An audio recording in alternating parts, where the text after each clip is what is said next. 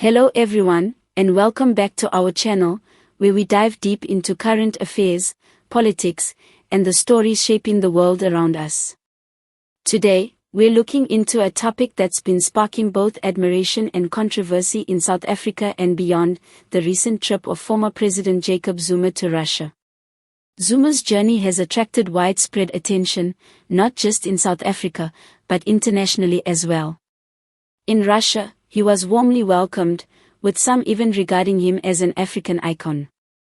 This reception has raised eyebrows and drawn reactions from across the political spectrum. Even Russian President Vladimir Putin is reported to have expressed admiration and respect for Zuma, something that has added to the intrigue surrounding the trip. But while the former president might be enjoying praise abroad, reactions back home tell a very different story. In South Africa, the public sentiment around Zuma remains deeply divided.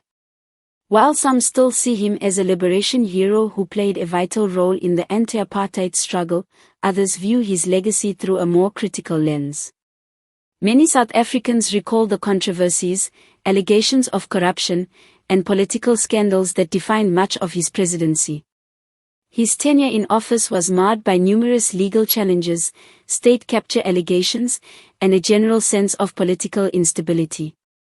For these reasons, Zuma remains a polarizing figure, capable of eliciting strong emotions on both sides of the political divide. The journalist's question, "Why don't South Africans adore Zuma?" sums up the complexity of this issue. It speaks to the broader challenge of how political leaders are remembered and how legacies are shaped by both their contributions and their controversies. Zuma's supporters often highlight his struggle credentials and his fight against apartheid. They see his recent interactions on the global stage as a continuation of his role as a voice for Africa. Meanwhile, critics argue that his actions while in office have done lasting damage to the country's institutions and public trust. Adding yet another layer to this unfolding narrative is Zuma's reported hospitalization during his trip to Russia. His medical issues have prompted concern and speculation, not only about his personal health but also about the broader issue of healthcare access for political elites. Why did Zuma seek treatment in Russia? Was it a matter of personal preference, or does it point to deeper concerns about the state of South Africa's public healthcare system? These questions are especially relevant given the long-standing inequalities in healthcare access in South Africa. Many South Africans struggle to access quality care, and when political leaders travel abroad for medical treatment, it often sends a troubling message. It raises questions about transparency, accountability, and whether public officials truly have confidence in the systems they oversee. We must also consider how international relationships shape these kinds of visits. Russia and South Africa share a complex diplomatic history.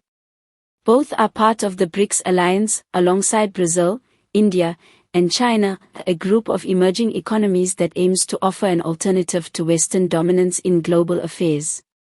Zuma was a key advocate for South Africa's involvement in BRICS, and his close ties with Russia date back to his time in office. Could this visit be more than just a medical trip? Could there be deeper political or economic motives at play? Is Zuma positioning himself as a diplomatic figure outside of formal politics?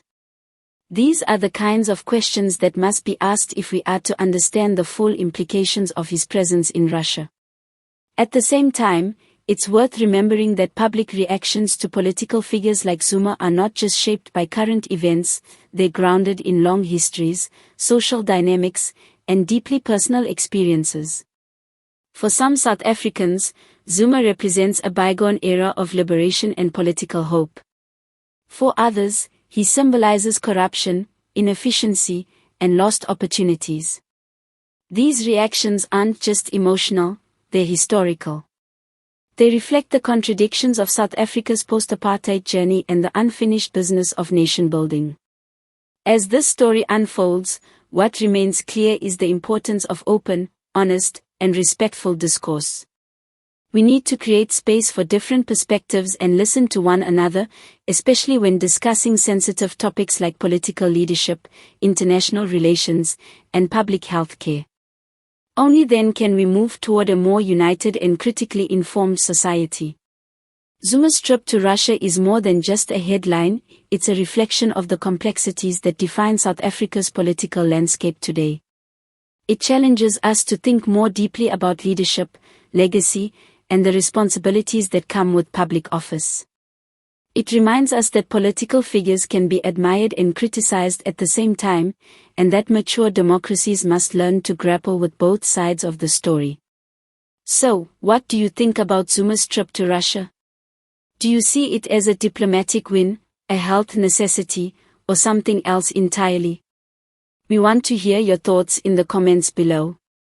If you found this breakdown insightful, make sure to hit that like button, subscribe to the channel for more political commentary, and turn on those notifications so you never miss an update. Thanks for watching, and as always, stay informed, stay engaged, and keep the conversation going. See you next time.